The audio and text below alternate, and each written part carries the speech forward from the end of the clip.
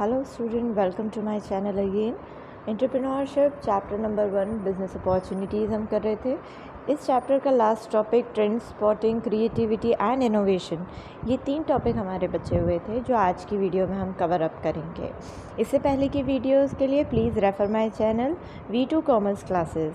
चलिए स्टार्ट करते हैं फटाफट से हमारे टॉपिक को. The trend spotting. What is mean by the trend spotting? तो trend spotting just refers to identification of new trends.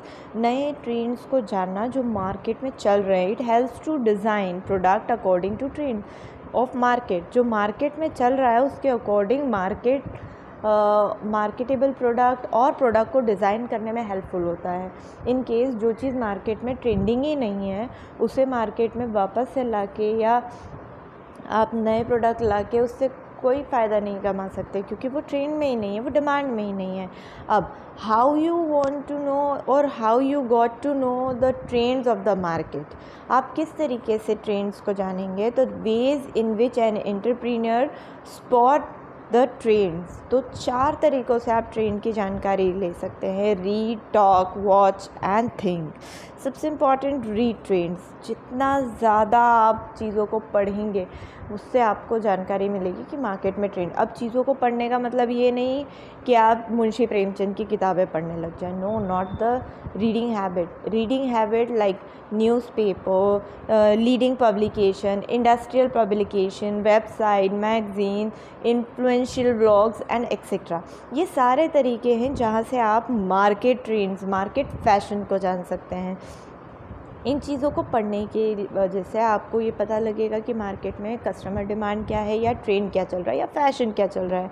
इसके लिए एक टेक टूल्स भी आप यूज़ कर सकते हैं. टेक टूल्स लाइक ईमेल्स हो गए, न्यूज़लेटर्स हो गए, वेबसाइट्स हो गई, डिफरेंट फॉरम वेबसाइट्स हो गई. इस तरीके से काफ़ी सारा डेटा है जो आप पढ़कर और अपने ट्रेंड्स, न्यू ट्रेंड्स को जान सकते हैं. द सेकेंड वन है stock trends. Stock trends means लोगों से बात करना. ये भी उतना ही इम्पॉर्टेंट है. चलिए पढ़ लिया तो मेरी थिंकिंग है मैंने न्यूज़पेपर में छाप दिया, मेरी थिंकिंग मैंने मैगज़ीन में छाप दी. तो एडिटर के थॉट, उसके वर्ड्स उसमें छपे होते हैं. तो आप उतना ही जान सकते हैं जितना वो देता है. बट जब आप किसी से बात करते हैं तो उस पर्सन की सारी चीज़ों को पर्सनली जान पाते हैं. सो टॉक टूल भी इतना ही इम्पॉर्टेंट है जितने दूसरे, जिसमें आप लोगों से मिलें, बातें करें और ट्रेंड के बारे में जानें. ठीक है. सो एंटरप्रेन्योर जो होता है उसे टॉकिंग के लिए डिफरेंट इवेंट जो कि कोई ऑर्गेनाइजेशन, इंडस्ट्री, ट्रेड एसोसिएशन ये लोग ऑर्गेनाइज़ करते हैं सोसाइटी के लिए, उसको पार्टिसिपेट करना चाहिए ताकि आप सोसाइटी से जुड़ें. सोशल नेटवर्किंग का यूज़ करना चाहिए ताकि आप इन ट्रेंड्स, इन फैशंस को जान सकें. ठीक. So this is the talk trend. Next one is the watch trends. भाई वॉच ट्रेंड मीन्स देख के ऑब्ज़र्व करना. सिर्फ ऑब्जर्वेशन के अकॉर्डिंग आप अपने ट्रेंड्स को आइडेंटिफाई करना.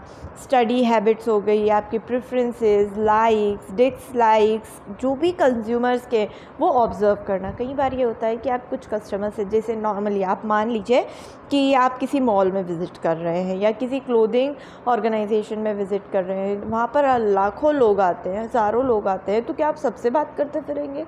नहीं. But you observe where is so much crowd available. सबसे ज़्यादा क्राउड किस जगह पर है. आप गर्ल्स क्राउड भी देखेंगे, बॉयज़ मेंस, किड्स, इन सब के क्राउडिंग्स देखेंगे ताकि आप ऑब्ज़र्व कर सकें कि किस प्रोडक्ट की डिमांड सबसे ज़्यादा है. So this is the way of watching. आप ऑब्जर्वेशन के थ्रू अपने मार्केट ट्रेंड्स, डिमांड्स और फैशन को जान रहे हैं. Next is the thinking trend. Thinking trend means आपके अकॉर्डिंग, आपकी थिंकिंग एबिलिटी. आप इन्फॉर्मेशन गैदर कीजिए, पढ़िए, ऑब्ज़र्व कीजिए, उसके बाद उन्हीं जानकारियों को एनालाइज कीजिए, सिंथेसाइज कीजिए. Then use your mind, use your thought to create something according to trend. What is your liking, disliking is also applicable in this trend. ठीक. तो थिंकिंग ट्रेंड में आप अपनी सोच को भी अपने काम के साथ जोड़ लेते हैं जिससे आपकी एबिलिटी और ज़्यादा ट्रेंड्स को, फैशंस को आइडेंटिफाई करने में हेल्पफुल होती है. Next is creativity. Creativity is the initial stage in the process of innovation. एक तरीके से बहुत इम्पॉर्टेंट फर्स्ट स्टेप होती है इनोवेशन की क्रिएटिविटी। मीन्स इसका मतलब क्या है कि आप जिस अपॉर्चुनिटी को जानते हैं उसे कन्वर्ट करना एक इंटरप्राइज के लिए, वो चीज़ क्रिएटिविटी कहलाती है। या ये बोल लीजिए साइकोलॉजी के according creativity is defined by originality, how unique the idea is. आपका जो आइडिया है वो कितना यूनिक है, और फंक्शनैलिटी मीन्स यूज़फुल कितना है। इन दोनों चीज़ों के अकॉर्डिंग आप डिसाइड करते हैं how I make a product creative. Product को क्रिएटिव करने के लिए इन दोनों चीज़ों को देखना पड़ता है, प्रोडक्ट आइडिया कितना यूनिक है और कितना यूज़फुल। ठीक है, so this is the creativity. The process of creativity, ways of steps of creativities में फर्स्ट है आइडिया जर्मिनेशन। क्या होता है आइडिया जर्मिनेशन? जब आप एक नई सोच, एक नया थॉट, एक नई थिंकिंग अपने दिमाग में लाते हैं, that is the idea germination. तो जब आइडिया आपके अंदर आ जाता है तो आप उस चीज़ को समझते हैं कि इस आइडिया में, देखिए मैंने पहले भी कहा है कि प्रोडक्ट ऐसा कोई भी नहीं जो मार्केट में नहीं है। आप सेम प्रोडक्ट का ही आइडिया ले रहे हैं, बट आपको ये चीज़ उसमें देखना है कि प्रॉब्लम्स क्या क्या है, what is the problem in this product, जो आप इनोवेट, जो आप क्रिएटिव करके मार्केट में उसकी इम्पोर्टेंस को बढ़ा सकते हैं। So that is the idea germination. Next preparation. What is preparation? जो एंटरप्रेन्योर होता है वो मार्केट रिसर्च करता है, प्रोडक्ट कैपेबल है या नहीं, और कैपेबल है तो इसमें क्या कमी है और किस कमी के सॉल्यूशन के साथ में इसे मार्केट में ला सकता हूँ, that is the preparation. Then incubation. Incubation involves assimilation of information in this stage. An entrepreneur thinks about the idea, its pros and cons। फ़ायदे और नुकसान भी सोच ले। भाई आपने सारी तैयारी कर ली, आइडिया भी है, बट क्या वो कितना उसका फ़ायदा ले सकते हैं, कितना उसका नुकसान है, ये भी तो सोचना पड़े। That is the incubation. जब हम उसे अपने अंदर रख के और उसके एनालिसिस करना शुरू करते हैं, सही क्या है, गलत क्या है, नुकसान कितना होगा, फ़ायदा कितना होगा, वो चीज़ कहलाती है इंक्यूबेशन। ठीक है, जिसे हम फेसिबिलिटी भी कह सकते हैं हमारे आइडिया की। Illumination, this stage where an idea resurfaces in a realistic way. An entrepreneur comes with available plan to give practical shape to his idea। यहाँ पर जो इल्यूमिनेशन है उसमें आप अपने जो आइडिया आपने अभी तक पूरा एनालाइज किया, फलाना ये वो, उसको एक रियल सरफेस देना, मतलब उसे ओरिजिनली मार्केट में उतारने के लिए आप तैयारी शुरू कर देते हैं, जैसे कि collecting of raw material, arranging for finance etcetera, ये सारी चीज़ें illumination. Then last one is the verification. This is validation or testing stage in which the idea or plan is translated into useful application that has value। At this stage knowledge is converted into application, जहाँ आपका सारा analysation एक तरीके से applicability में जा चुका है, मतलब आपका प्रोडक्ट बाज़ार में आ चुका है। That is called the verification. ठीक है, आपने सब कुछ कर लिया, वहाँ पर आपका वो एक टेस्टिंग स्टेज हो जाता है। मींस जो आइडिया, जो प्लान आपने यूज़फुल एप्लीकेशन में क्रिएट किया है, जिसकी एक वैल्यू क्रिएट की है, उसे आप मार्केट एक एप्लीकेबिलिटी कंडीशंस में ले आए हैं, दैट इज़ वेरिफिकेशन।